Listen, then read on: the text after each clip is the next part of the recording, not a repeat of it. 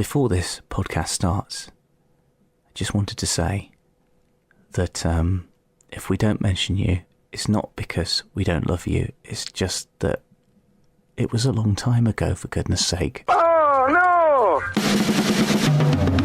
Good evening, that Friday feeling, it's on again. 7 till 10, we'll open up the lines. Let our hair down every Friday. TFF, it's back on your wireless, it's so fine. The weekend time, we really dig your calls. So give yourself a round of applause.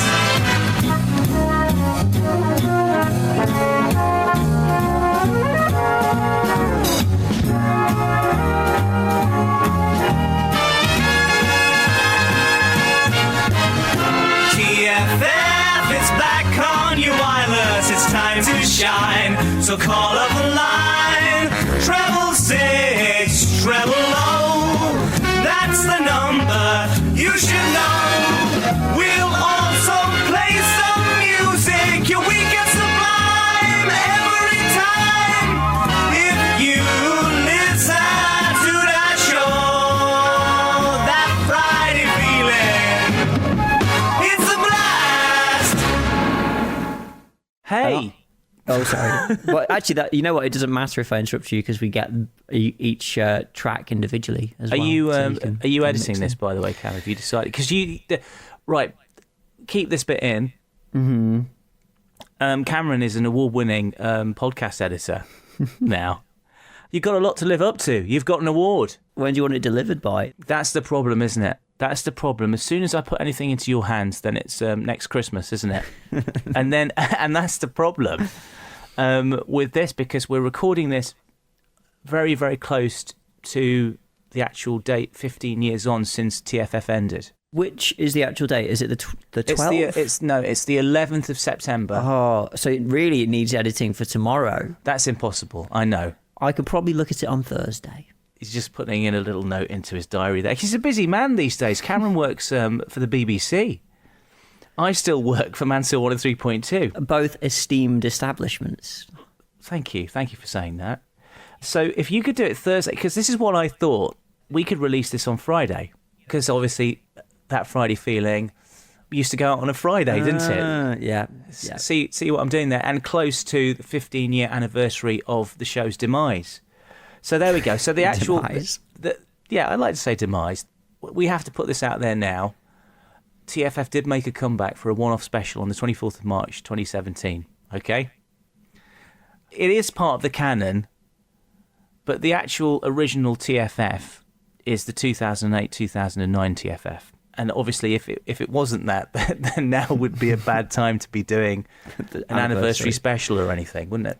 It'd be silly. Was the 2017 version a bit like Sean Connery's Thunderball? Then it's like you're not sure whether to kind of put it in the Bond. Never Say Never Again. That was it. Yeah, Never Say Never Again. No, actually, I thought it was an all right show, but my boss hated it. But that's another story. You actually edited the podcast for it. Did I? Which is available before you were an award-winning podcast editor. Maybe that was when I was earning my stripes. Yeah, your stripes cut your teeth on the TFF. Oh, yeah, I love a screwball. Chill. We're getting good at this. Nature. Touch it and lick your fingers. Oh, yeah, I love a screwball. Blue stall. About time somebody brought it back. Chill. Oh, yeah, I love a screwball. Yes, I do. Undercover. We're getting good at this. Chill. We're getting good at this. If you want to do the song, then let them do the song. Hey! Right, yes, welcome to That Friday Feeling, a little chat between me and producer Cam. Me, obviously, being Ian Watko Watkins, although I don't think I was going by the name Watko during TFF. Maybe I was, I can't remember. I think you were. Just about, maybe. I can just hear Sue Morgan shouting Watko, oi Watko, down the phone at you in my memory. So I'm Ian Watko Watkins, and on the other end of this piece of technology is... I'm Cam. I really am Cam. Hello. I was producer Cam on the show. Cameron Ward. Am I allowed to mention your full name? Yeah, I mean, I don't think you've ever not done before. So, yes, I think so. Back together again.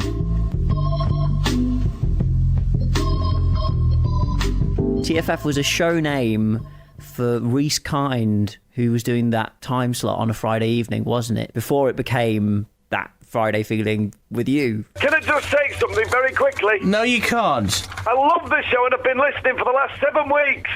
No, well, you see, the thing is, we've only been on for 4 weeks. That's right, about 7 or 6 weeks ago, it was brilliant. What, when Reese Kine was on? Oh, was that not you? No, it wasn't me then, no. Oh, that's a shame. There's a bit of a story. I was travelling up to Newcastle and I was listening to TFM and they had this Friday night programme that was just banging. It had some great, great music on it. I remember them playing Anna Karina, da da da da, you know, that Quincy Jones song. I was like, this is the best radio show I've ever listened to in my life. We've got to do something like this on Mansfield. And they just had all these upbeat, great songs. So I had this idea that we would create a show and it was going to be presented. It was presented by Reese Kind. In fact, no, it was presented by Phil Kennedy first. Then it was presented by Reese Kind.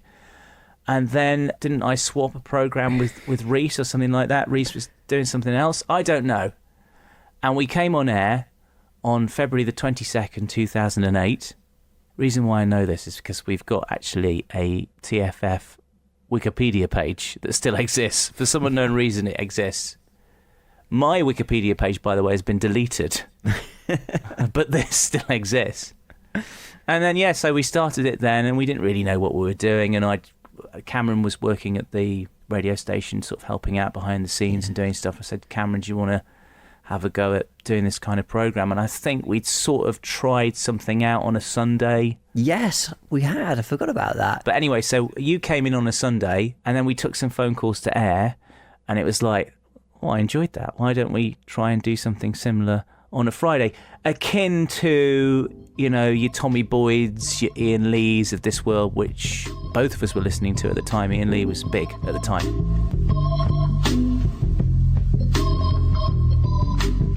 Let's face it, when it first started, it was a bit crap. But it got better and better as it went along. Sort of like, you know, regular listeners to Mansfield 103.2 seemed to take it under their wing. It was only like a very cult thing to start off with.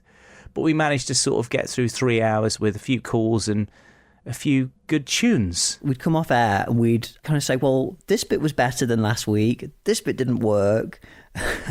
The more callers we got on, the more callers that kind of followed. Yeah, definitely. As soon as one person heard somebody make a fool of themselves, it was like that was it was good for them to do something similar. And the thing that I felt about the TFF programme was that it was very light-hearted. So we had to try and get that across to people, because people used to try and phone up and talk about really serious things. It's like, no, we're not doing that. And we were sort of like all learning together, this small bunch of listeners who were interacting with us and us in the studio.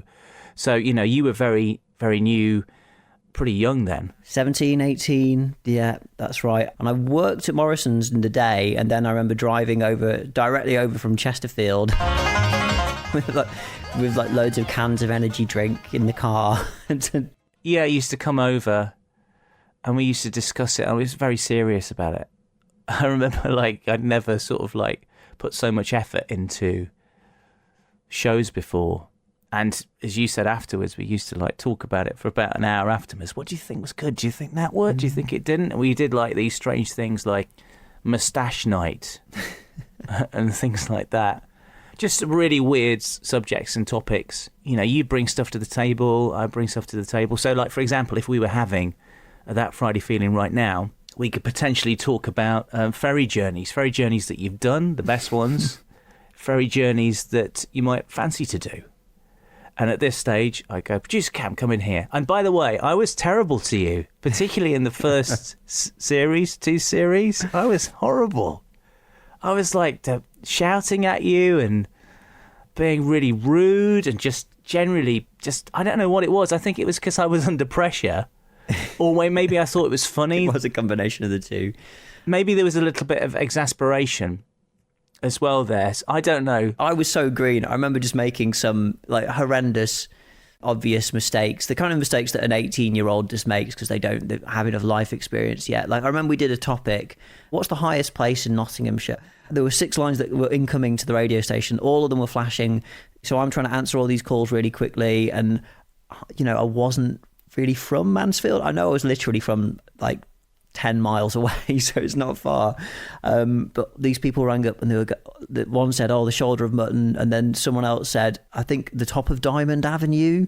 And then another person said something similar, like shoulder of mutton. And for some reason, I thought that all 3 had conflicting opinions about what was the highest place. And I remember like buzzing through to you on the studio intercom, the talk back, and saying, Ian, this is going to be great. I've got 3 people and they all think it's somewhere different. Great, stay on the line, put them all through to talk to you. The song finishes and you go to the first one and they say, I think it's the shoulder of mutton. It's got to be the shoulder of mutton. And then you go to the next 2 callers, both who just come on and go, yeah, I agree with the person before me. And the second person's, no, yeah, I agree with both of the 2 callers before me. It's the shoulder of mutton. And you were raging. You were not happy that I just put through 3 people who wanted to say exactly the same thing as one another. I don't quite remember that. I think there was all kinds of things that I get very angry about at first, but then I'd use that as like supposedly like a funny bit on air. But listening back to it when I was, because I had this idea that I was going to go through all the shows and do podcasts of all the shows, of which I did for the first series. And I was so disgusted with the way that I treated you after listening to the first season. And I kept some of it in and took some of it out. And I thought, oh, crikey, I'm like changing history here. That I just couldn't face the rest of the shows. I kept coming back, so I was enjoying myself. Yeah, that's true. We still talk, we're friends still. But I mean, back to this topic. And if you're listening to this, say on a link on Facebook, maybe you can join in here. So, the best ferry journey you've ever had? I've done the same ferry journey lots of times, mainly Portsmouth to Caen in the north of France, Holyhead to Dublin. So you've done a lot then, it turns out. 2. Haven't you done one to Jersey? Oh, yeah, no, I forgot about that. I've done Jersey to France, Jersey to Guernsey, Guernsey to Herm, Jersey to the UK, to Weymouth, to Poole.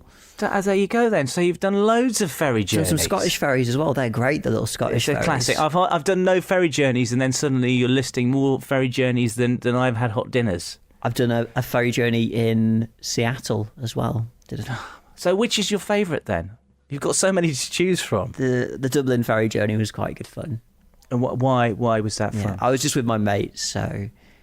Drinking Guinness, we were drinking no doubt. Guinness, yeah. And also, we tried to get back to the ferry, which the ferry basically drops you off in the most industrial part of Dublin you could be. It's like in the port, deep in the port, and there's loads of trucks with like carrying lots of petrol and stuff like that all around. And you get off the ferry, you get on a bus, it drives you into Dublin. On the way back, I convinced my friends that we could just walk all the way there, and there were no other pedestrians within about half a mile of the ferry port, and we were just walking around all these trucks. You're on the docks, these young lads at the docks there, people might have got the wrong idea.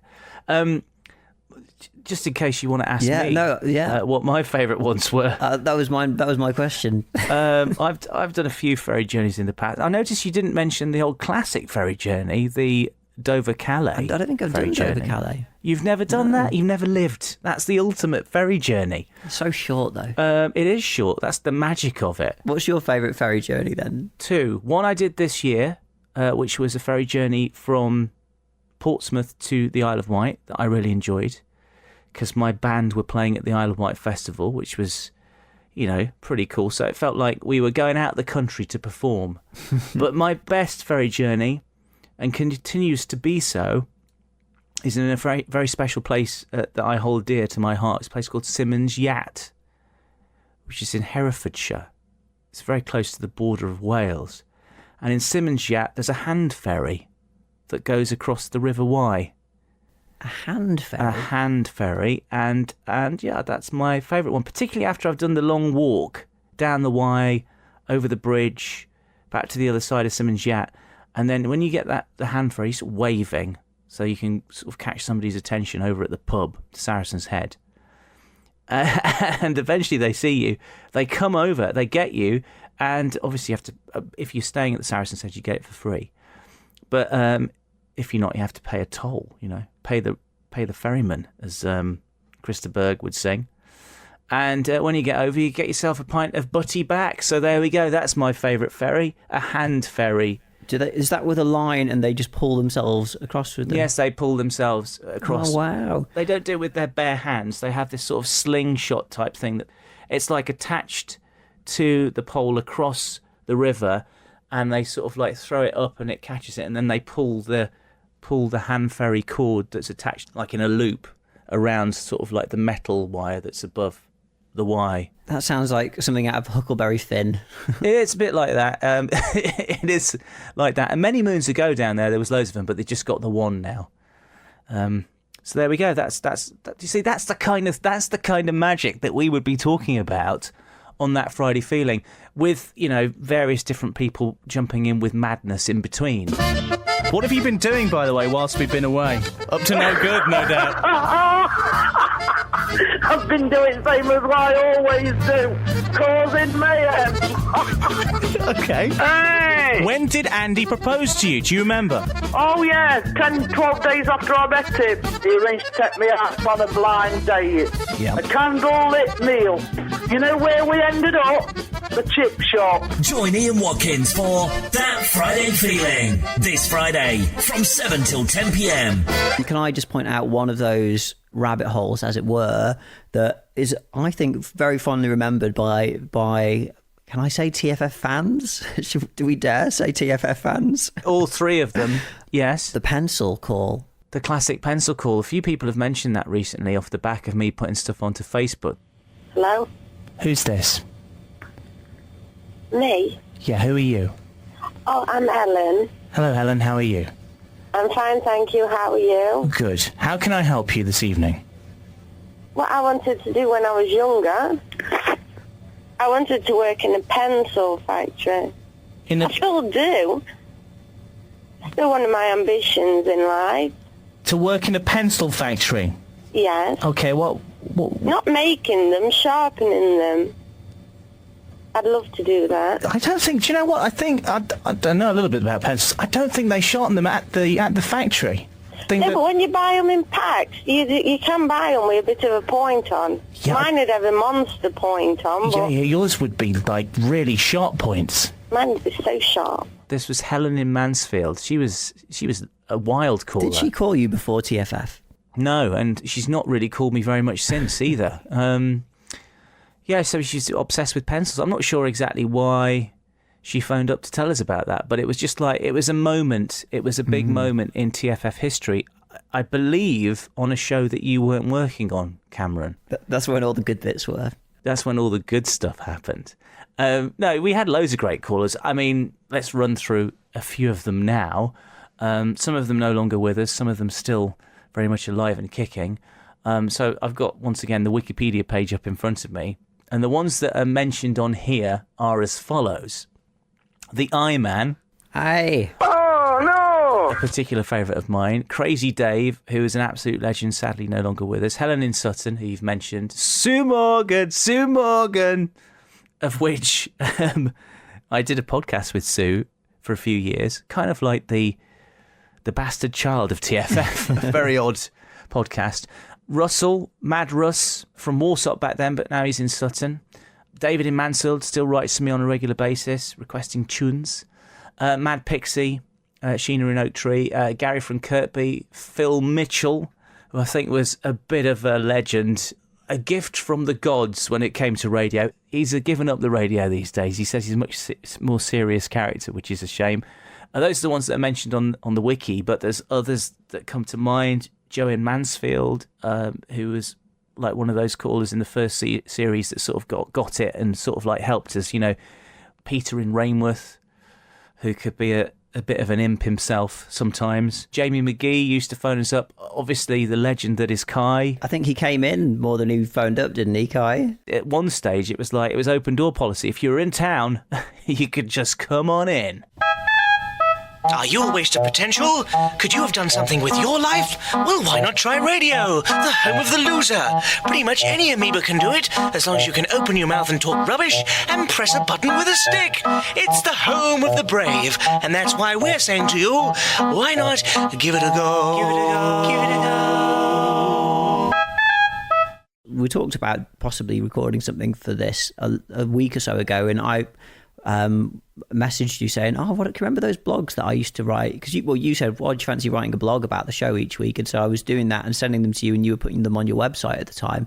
You searched through your old emails and you found out these blogs. Well, I'd forgotten you'd done that, to be honest. But I'm one of these guys that never deletes emails. So I thought, well, maybe I've still got some of them, and I was quite surprised to have them. And they're just really cool because it sort of brings it back to you. Yeah, but from that, I'm seeing names that I'd maybe not thought about for a long time, like Seaman, Oscar. It says Oscar rang up about mail order brides here on this blog.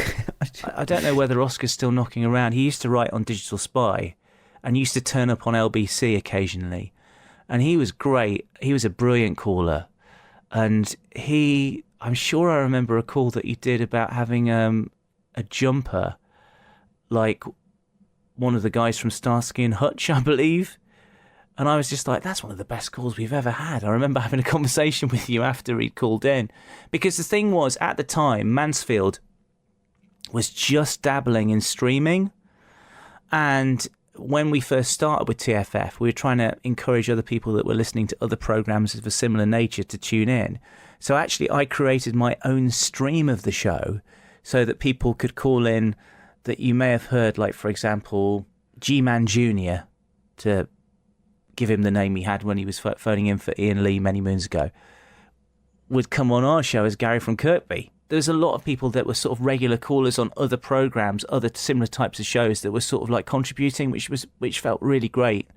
But I always felt my heart swelled for the actual people who were calling from the local area, who were being dragged in, who had listened to something and was like, crikey, I'm going to get involved with this. And there were some people that hated the show, and they would call in every week and like really lambast the show.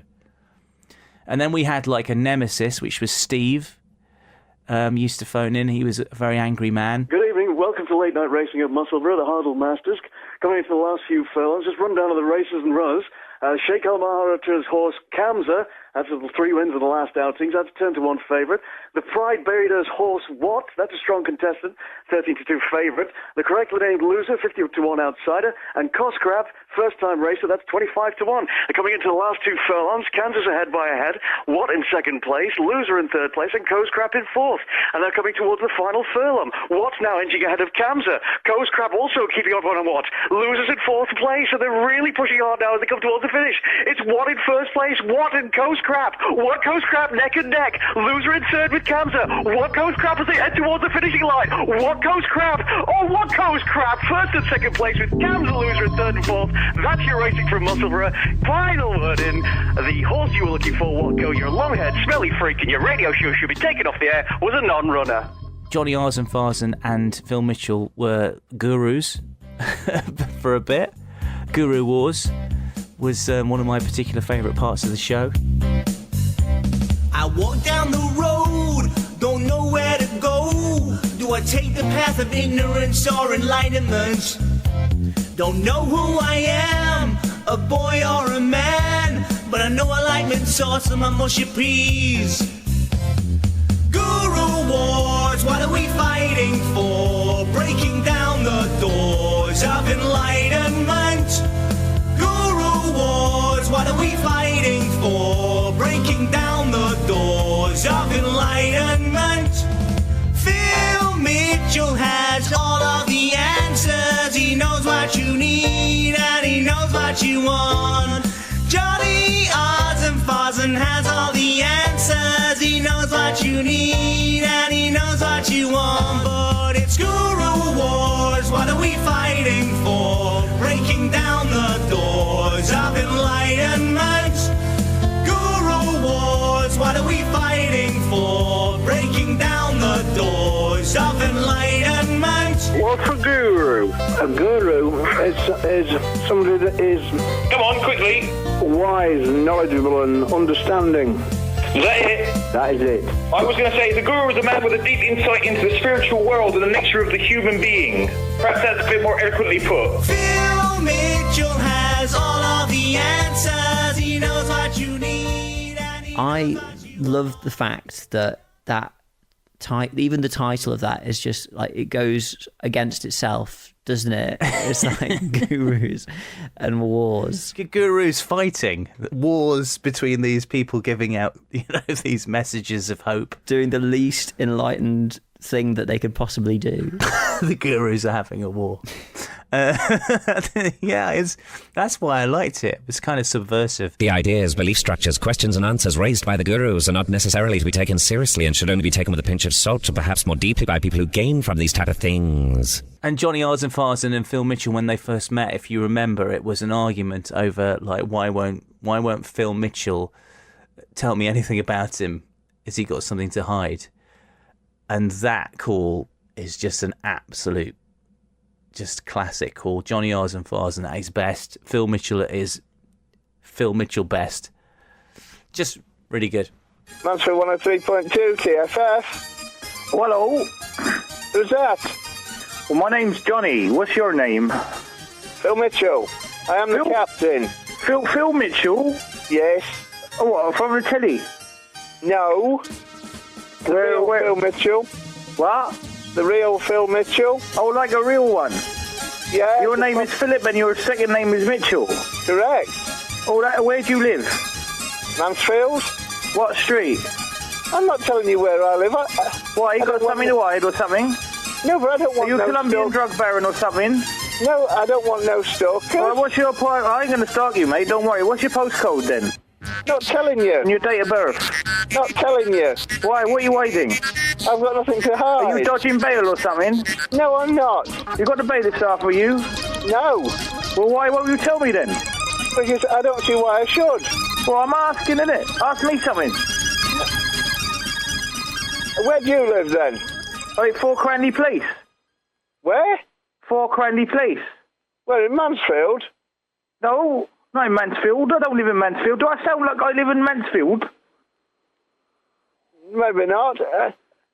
It's in Somerset, innit? Oh, you're down from Dorset. Somerset. Are you deaf? Are you old? How old are you? 38. And 38? And you're losing your hearing and you won't give out your address and you've got something to hide and you're a Colombian drug baron? My name... No, I've got nothing to hide. I'm not. Well, I think you have because you won't tell me your address. I think TFF was a bit like an improv play in a way, and as we got deeper into it, people knew their cues as to when to come on stage, when it was their moment. Like Phil Mitchell would be on the phone, another phone line would start flashing, and you knew before you answered it was probably going to be Johnny Arzenfarzen. Johnny still exists and I think probably one of the best callers to UK talk radio, because he would phone other people up as well as different people.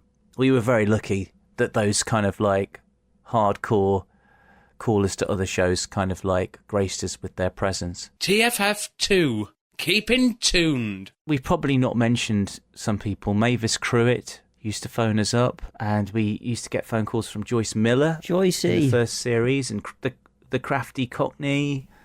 Taxi Kev. Crazy Panda Lady. Yes. Yeah, there's a lot that just turned up. Some of them were just little cameos. Some of them kept on coming each week. And we did lots of repeat things. You know, we had these, as you say, recurring kind of things. I love that. Whenever the show seemed to go off the rails, you turned it into Flashdance night. That seemed to happen. That seemed to happen most weeks, to be honest, especially for the first 2 series. Yes, and tonight is Flashdance night. Yeah, well, yeah. Well, you just declared it was Flashdance night. And then the problem we had was we started taking we were taking a lot of calls live to air, and we used to get repeat people calling up, and we didn't necessarily have the best phone system in the world. And I remember sort of asking the higher ups for a new phone system, and they said, yeah, okay. And then it didn't speak to our bit of kit and all this business. And in fact, we still got that same phone system that we had in the TFF days still in the studios now, but they're not geared up for doing a phone-in show, because a lot of these phone-in shows have something called phone box, where you could see who's calling because you'd assign the name to the number, so you have an idea who's calling. So if you had that with TFF, it meant that we wouldn't necessarily have Kai on the line 3 times on the trot. No, it wouldn't be Kai on the line 3 times on the trot. It'd be Kai on the line, Sue Morgan, Kai, Crazy Dave, dialing tone, Kai. Yes, lots of dialing tone. Ladies and gentlemen, across Mansfield, Ashfield and Bolsover, we welcome you to Phil's Friday Showdown! Phil's Friday Showdown. Phil Mitchell will be with you from 7, taking your calls and having a laugh. Start your weekend in the way a weekend should be started, innit? Going to the showdown. Phil's Friday Showdown, that was a classic. That was, I remember Phil was like, I'm going to take over the show. This is what happened. Phil was like, I want to take over your show. The management said, yeah, Phil's going to get the show. And what was brilliant was there was a trail that ran the entire week advertising Phil's show. Phil's Friday Showdown. The new show that's taking over from TFF. And then he came on air and people just didn't like it. They were like phoning up saying, get him off air and stuff. He's like, these are my topics. And it was like, what would you do if you won the lottery and things like that? People phoning up going, get him off. The Iron was absolutely raging. Livid he was. And he would be like, next caller. Yeah. And then we didn't have it, but he couldn't see that we didn't have any more calls. And then I kept playing like you said, let's have some music. Phil's Friday Showdown. Yeah, I used to play that a lot. And then let's have some music in it, because it was Christmas time. It was Chris Rea driving home for Christmas every time he played a song. So people were phoning up, you keep playing the same song all the time, because I was running the desk and they thought I was sacked or thought I was off the show. And then after an hour, we kind of like, I took it back over again. Did it last an hour? It lasted an hour. And I think the same show, was the zombie special as well. Oh, wow. I think that was the same show, which was the final hour of the programme, which is where there was a zombie invasion and people were phoning up, pretending to be eaten by zombies. And then at the end of the show, the zombies invade the studio. Do you reckon maybe answer the door? I don't know. It doesn't sound like Jamie McGee. Well, just open the door a little bit. All right, a little bit. I'll just open it a little bit. Oh, it's coming through the door! It's not Jamie McGee in! It's not doing the radio station! What? Well, everybody knows your name. Oh, it's such a game. Everybody knows your name. And they're always glad you came. But everybody knows your name. They're in the building. Oh, dear. And they're always glad you came.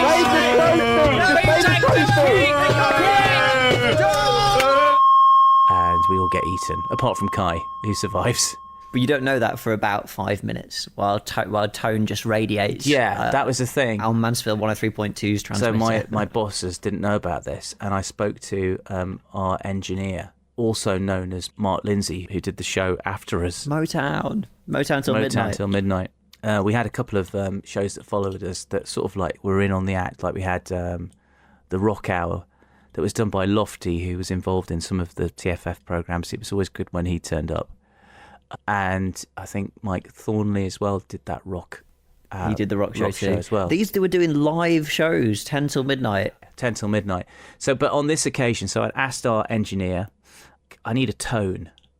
And he said, what we'll do is we'll put the tone in the news booth. So the news booth had the tone on it from like Friday afternoon. So it was like that. So what I did was that when we all got eaten by zombies, I took us off air, but I had the tone running. I don't know how long, 7 minutes? I don't know. Maybe not that long. It was going out for a long time, though. It was a long time. Even a minute feels like a long time when it's just that noise. So the tone's going, so the emergency tape didn't kick in, and then eventually we pulled that down. Kai was like, Happy Christmas. Like he'd survived. And then we played Driving Home for Christmas again by Chris Rea, and all was well. Sorry about those technical faults on Mansfield 103.2. Now back to the music.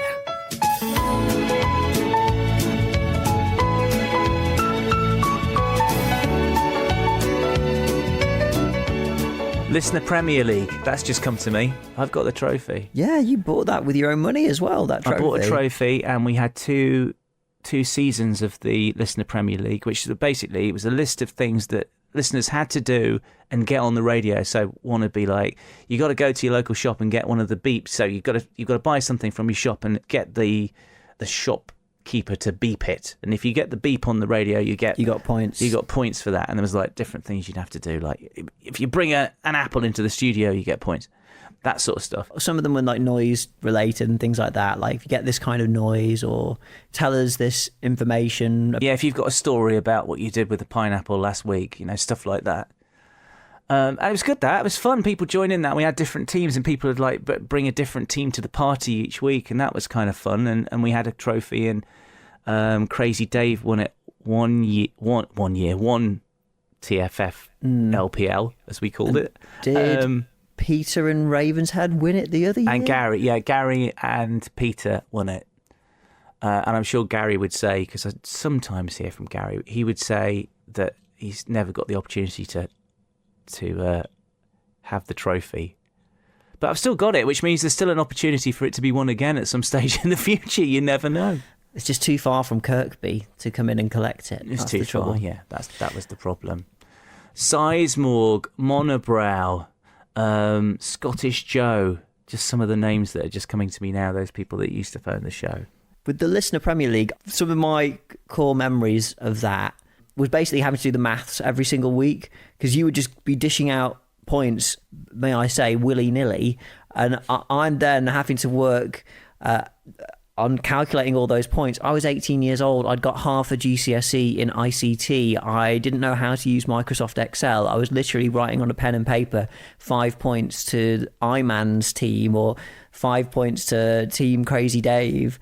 And I'd then be, you would kind of call a halt to like the time people could win points. I think around about 9:30, I would have to add up all the points. And then once I'd done that, I would have to go through a list of about 14 teams and work out who was where in the table. I did that all on paper. And then you have to read it all out as well. Then, yeah. And then, with like silly, crazy music behind you.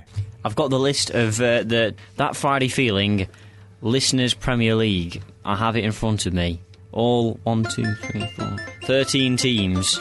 In joint 8th place, we have 3 teams. Team Ashurst with 1 point, the Wheat Chiefers, and Team Mitchell, all in last place, which is 8th at the moment. In at number 7, we've got Team Mutley with 3 points, and Team Sammy with 3 points. Number 6, we've got Team Mad Pixie with 5 points. Also, we've got Team Joe with 5 points at number 6. Number 5, we've got Tannen's 103.2 Breakfast Team with 6 points. And at number 4, we've got the Outsiders who have 8 points. Number 3 is Team Essex Boy, brackets, Phil, end brackets, with 10 points. And at number 2, there's a few. There's a little Terrorist Freaks with 11 points. There's Team Kev the Taxi Man, who's also got 11 points. And the current leader of the That Friday Feeling Listeners Premier League is Team Crazy Dave with 14 points. Crazy Dave, this reminded me, I was reading one of your blogs which I put up where he'd sort of like brought in this box and we opened it up and there was nothing inside of it. Well, it was like, I think it was wrapped, wasn't it? Yeah, it was all wrapped up. And then you opened it and it was Maltesers and we're like, oh, we got Maltesers. And he opened it up and inside it there was a little note that was like saying, no Maltesers, just because you didn't give me the sherbet lemons. Yeah. This happened like weeks and weeks ago that we'd done a competition. I was giving away sherbet lemons, but it just so happened I didn't have any, and everybody who won didn't get anything. Crazy Dave didn't get anything. And we did quite a lot about sherbet lemons. It was like a recurring theme on the show. So sherbet lemons have always been a big thing in my life. Eventually, Crazy Dave sadly passed on and went to his funeral. We should mention that John B. Tannen used to phone up a lot as well, and he was an integral part to what we used to do. He was doing the breakfast show at the time, and it was always good when he was involved with it, because it kind of like sort of gave us like a little bit of credibility because he was doing the proper show on the radio station. We were doing this silly show on a Friday night. Anyway, me and John B. Tannen went to Crazy Dave's funeral, and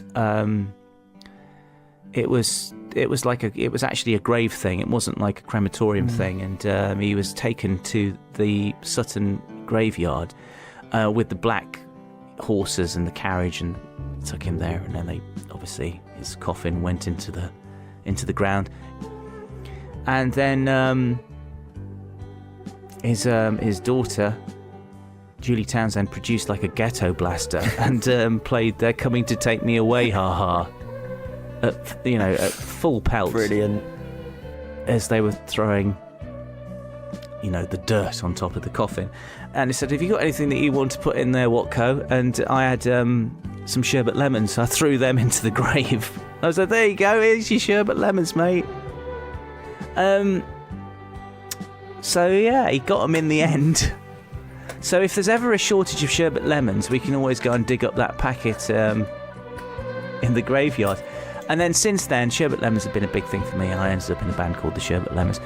It's a TFF thing. It's an ongoing thing. It's not going in my head.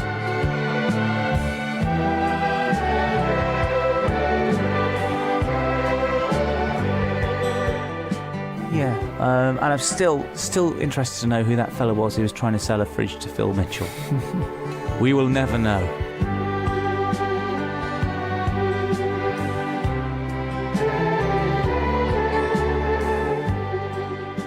So there it is. I guess we've kind of... I mean, it's different. We can't just like pick out various different calls and stuff because there was so many and it's so long ago. So here's the thing. So little coda is that when TFF finished, which was my decision, and then it was like, oh, what's going to happen now? And at that time, there was kind of like bubbling up, like as to maybe it might end up somewhere else. On another radio station. On another radio station, yeah. So there was conversation. And a great conversation that I had with a fella called David Lloyd about the possibility of me doing a show on BRMB, which was this show that they'd had a talk show on in the evenings at the weekend. I can't remember the name of it now. And there was some talk that potentially I might have a go at that, but it just never came to pass. So at that point, all of that silliness was kind of put aside, and then not too long after, almost a year after, I ended up doing the breakfast show on the radio station, and sort of some of that knockabout stuff sort of came back a little bit on the breakfast show. So it's still bubbling. It's still bubbling in me. Put it that way. I think I've still got I've got a TFF series in me, Cameron. I think this has been bubbling. This kind of thing always bubbled in you. I mean, before you did the TFF, you were doing the "What the Hell Is Going On Here" podcast. What is all this about the dad coming back to life again and having to be killed the second time? I mean, what the hell's going on here? Recording that in the off-air studio at the radio station, and like you say, you went on and you did the breakfast show. You had the weekly Breakfast Bap podcast. Really, you were more prolific. It could be argued in the Watko canon that this was the early experimental album before the big hits. Before the big hits, before all of those flops. I don't think I've ever had a big hit. That's the thing. I don't think I've ever had a big hit. We need to also mention Basil Butler. He used to call the show often, and he's still going strong. I love Basil Butler, and he was keeping free-range bees, I seem to remember. I keep bees in my garden. You keep bees? Free-range bees I keep. No. Yep. Right. How does that work? I don't make them live in a little box. They come and go as they please. Right, so where do they go to do the honey thing? Wherever they like. Okay. They haven't used it yet, but I'm tempting them. I've got a doll's house, and I've made little bee furniture in there for them. I've even put little plates of honey on the little tables, but so far they haven't been attracted to it. Okay, so you're saying that you keep bees. Are these just bees that are in your garden normally? Yeah, I keep them ones. Then that means that I keep bees as well, Basil, doesn't it? Yeah. If you're talking along the lines of you've got a garden and bees are in it... Yeah, that's it. Then everybody keeps bees. I didn't realise that. Have you ever collected honey from these bees? No, well, they won't go in the doll's house. Right. It just seems a bit strange that you think you've actually taken territory over these bees. It's a bit unfair. These bees are just the bees that do the bee thing. Oh, yeah, quite right. They're free range. I won't interfere with them at all. But you don't keep bees then, do you? Well, yeah, of course I do. No, you don't, Basil. Don't I? No, because they're just in your garden. They're going to the next door's garden. Who lives next door? Yeah, they do go next door, but they come back. Oh, no, I suppose I think I got a bit confused with that. I'm probably not a beekeeper then. Well, no, you just live in a world where there's bees. I've been telling everyone that I keep bees, and now they're going to think I'm an idiot. Let's just keep it between me and you then. And also, apparently, Bond is not balls, because I did have you mentioned Bond earlier. There was a show that was Bond is balls. That's what my topic was. Bond is balls. He was like, Bond is not balls. He got very upset about that. He was a big Bond and still fan. Is, I believe, a massive fan, particularly of the Roger Moore and the knowing wink and the raised eyebrow. But yeah, so there we go. It's kind of sad that it's 15 years, and we were like saying, are we going to do this now? I suppose we could do it again at some point in the future if we didn't do it this time around. Never say never again.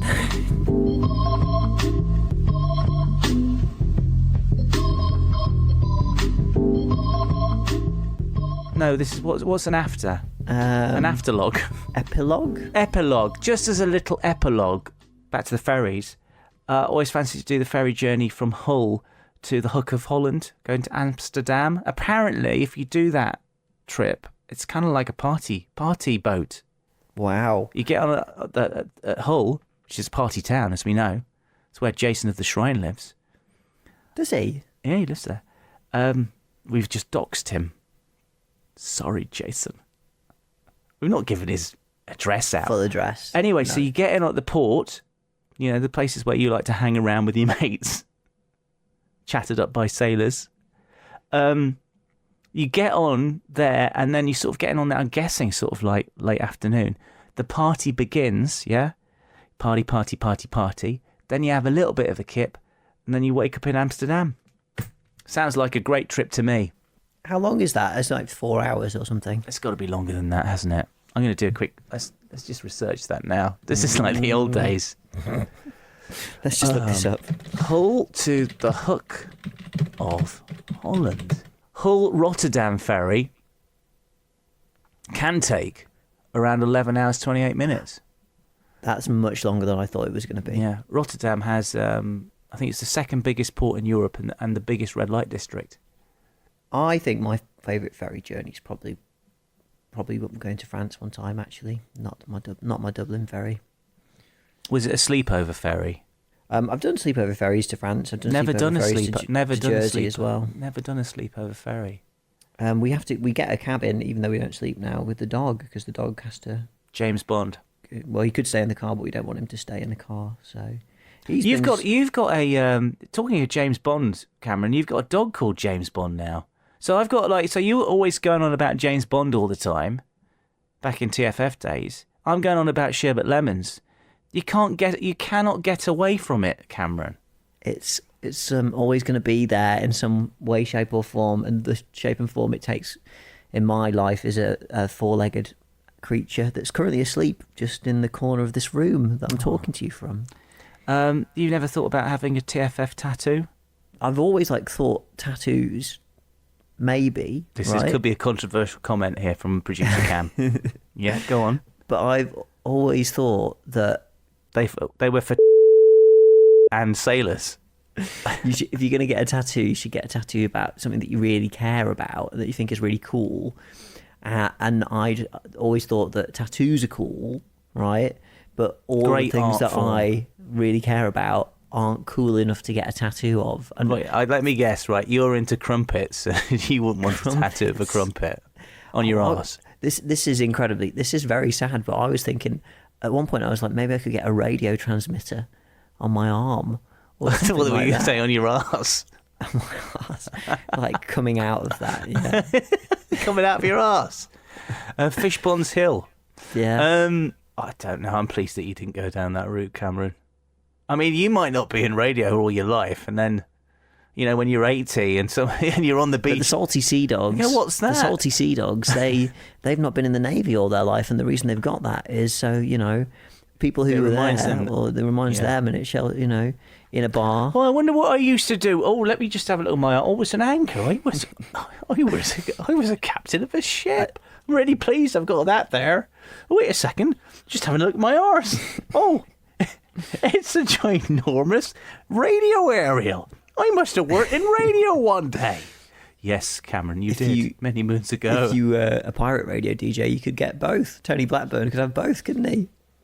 He could. There we go. And Tony, we'd love to see your tattoo of a boat and an aerial sticking out the top of it. The Mi Amigo. Is that the Radio Caroline ship? I think it was. Did it sink? It probably did. They all sank eventually in different ways. Good evening. If tomorrow's world was such a sham, why are you basing your radio programme on the future? Because tonight is Future Night. Yeah? And is that going to be a sham as well, then? Possibly. If you've noticed over the last 7 weeks, TFF, That Friday Feeling, is pretty much a sham, if I'm honest. Oh, it's called That Friday Feeling? Yeah. I thought it said, thank it's Friday. I've got a fridge I want to sell. I want to sell that fridge to you. Don't need a fridge. It's a cool box. Zanussi. Don't need it. Keeps me lollipops nice and cool. No, I don't need it. You keep your lollipops. Well, you got a fridge? I've got a fridge, thank you. It's about time you got a new one. No. Go up. Don't need it. 100 quid. Don't need it. Not interested. God, you want the fridge. Come on. I do not want the fridge. You need a fridge. I do not need a fridge. Where'd you keep your milk then? I've already got a fridge that's in working order. I don't need another one. So people have 2 fridges? You can go up in the world. I ain't got space for 2 fridges. 90 quid. No. Final offer. Not interested. £85. No. We've got a fridge for sale. I want you to buy it. Do not need the fridge, thank you. 70 quid. It's yours. I'll bring it round tonight. You're not? You're having the fridge. Where do you live? I'm bringing it round. Bring it round, mate. £60. No. It's yours now. Come on. Take the fridge. No. Take the fridge, Phil. Come on. No. I'm only angry with you. You bought the fridge. You just said you want the fridge. I do not want the fridge. You just said that you bought the fridge. It's unfair. It's unfair of you to do that. You just bought the fridge. I did not, and I'm not having it. What happened there, Phil? Have you just bought a fridge? No, I haven't. I thought you had. No, I've got no intention to buy in.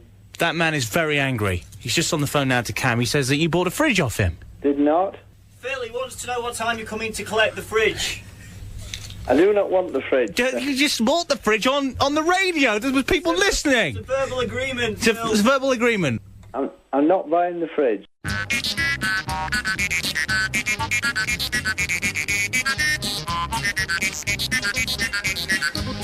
That Friday Feeling on Mansfield 103.2. Vegetable.